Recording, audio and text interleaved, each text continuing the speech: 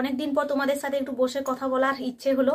আসলে এখন তো কাজের চাপ প্রচুর, ওই জন্য আর আমরা সেভাবে ভিডিও শুটও করতে পারছি না, একটা টাইম লাগে।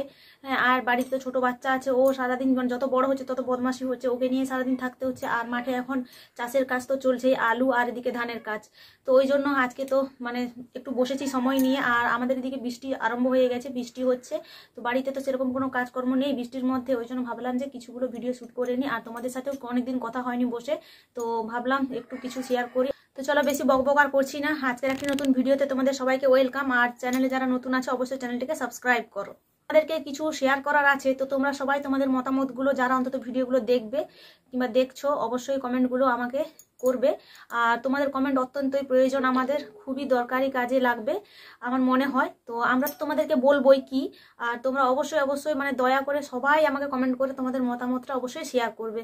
তো বিষয়টা হচ্ছে এটা যে আমরা কিছু একটা কাজ করতে চলেছি, তো কাজটা কতদূর কি সাকসেস হবে জানি না। আমাদের তো পুরো কপাল খারাপ, কাজ করার আগেই কাজে বাধা পড়ে যায় আর আমাদের কাজও হয়ে ওঠে না আর সাকসেসফুলও হতে পারি না। তো কাজটা হচ্ছে এরকম, তো তোমরা অনেকেই জানো যে সান্তালি নিয়ে যারা পড়াশোনা করেছে কিংবা যারা করছে তারা তো জানোই, যারা জানো না ভিডিওটা তাদের জন্যই। আর যারা জানো তারাও অবশ্যই দেখো, জানাও তোমাদের মতামত কেমন কি লাগলো। তো আমরা অনেকদিন আগে ভেবেছিলাম, যেহেতু আমরা সান্তালি নিয়ে পড়াশোনা করেছি, আমিও আর তোমাদের দাদাভাই সেও পড়াশোনা করেছে, আর সেটার জন্যই ভাবলাম যে সেরকম তো আর আমি ভেবেছিলাম পিএইচডি করব, কিন্তু করতে পারিনি, টাকা পয়সারও অভাব, আর এদিকে বাবু হয়ে গেল। তো তার জন্য আর সময়ও সেরকম পাইনি, যেহেতু ছোট বাচ্চাটাকে কি করে যাব। তো ওই জন্য ভেবেছিলাম যে আমরা আমাদের এখানে প্রাইমারি স্কুলে সান্তালি পড়াবো বলতে যেমন বাইরে 6 মাসের 3 মাসের সান্তালি শেখার জন্য, লেখাগুলো পড়াগুলো শেখার জন্য যে কোর্স করে, তো আমরা সার্টিফিকেটও দিতে পারবো না, কিন্তু বাচ্চাদেরকে চাইলে আমরা শিখিয়ে দিতে পারবো যেমন পুরো প্রথম থেকে। তো ওই জন্য স্কুলে ভেবেছিলাম কথা বলবো মাস্টারের সাথে যে একটা দিন অন্তত সপ্তাহে একটা ক্লাস আমাদেরকে যাতে দেয়, যাতে আমরা বাচ্চাদেরকে স্কুলে অন্তত প্রাইমারি স্কুলে যতগুলো বাচ্চা আছে সবাই যাতে শিখতে পারে, খুব ছোট না হলেও মোটামুটি যারা শিখতে পারবে, যাতে শেখার ইচ্ছে আছে তারা তাদেরকে শেখাবো।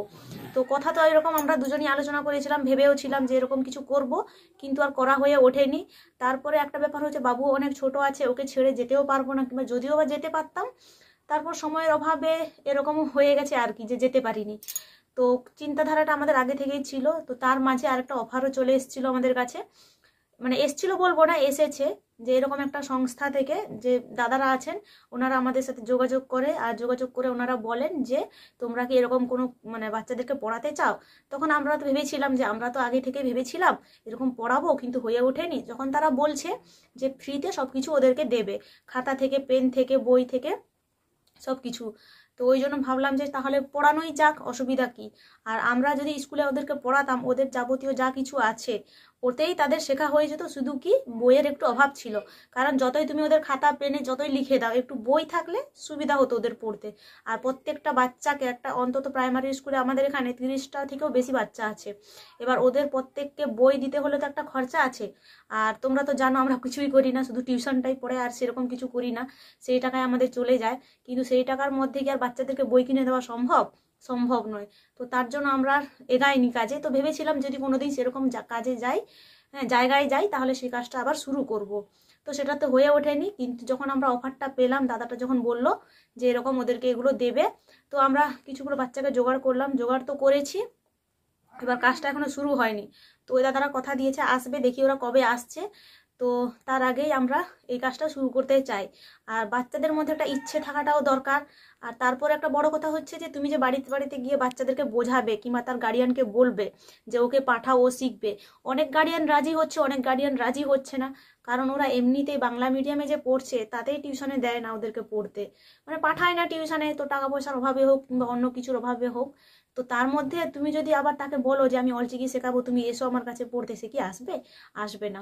তো মোটামুটি কমসম করে আপাতত 20টা বাচ্চা জোগাড় করেছি, এবার দেখি ওরা আসছে কিনা কন্টিনিউ।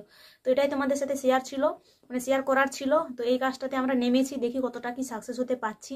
তো কাজটা এখনো শুরু হয়নি, তো শুরু হবে আর কি, তোমাদেরকে সেটাও শেয়ার করব কিভাবে কি হচ্ছে না হচ্ছে। তো প্রথমত দেখি কটা বাচ্চা হচ্ছে, তারপর যদি একটু বাচ্চারা বেশি হয়ে যায় তখন আমরা স্কুলে গিয়ে স্যারের সাথে কথা বলে স্কুলে পড়াবো। আর বাড়িতে তো পড়ানো সম্ভব না, কারণ একটা বাড়ির মধ্যে অনেক চিৎকার চেঁচামেচি, এমনি পাশের সব আওয়াজ হ্যান ত্যান এগুলো তো হয়। আর স্কুলে হলে একটা স্কুলের গণ্ডির মধ্যে থাকলে সেখানে কোনো ডিস্টার্ব কেউ করবে না। তো আমরা ভেবেছি আমাদের তো সেরকম কোনো জায়গা নেই পড়ানোর, যদি 20টার কম বাচ্চা হয় তাহলে বাড়িতেই পড়িয়ে দিব, যেখানে আমাদের টিউশন হয়। আর যদি 20টার বেশি হয় তাহলে স্কুলে পারমিশন নিয়ে ওখানে পড়াবো। তো তোমরা আমাদেরকে কমেন্ট করো এই যে কাজটা আমরা শুরু করতে চলেছি এটা কতটা কি ভালো করছি কি খারাপ করছি, কিংবা আদার্স অন্যান্য তোমাদের মতামত তো থাকতেই পারে, তো তোমরা আমাদেরকে সেটা অবশ্যই কমেন্ট করো।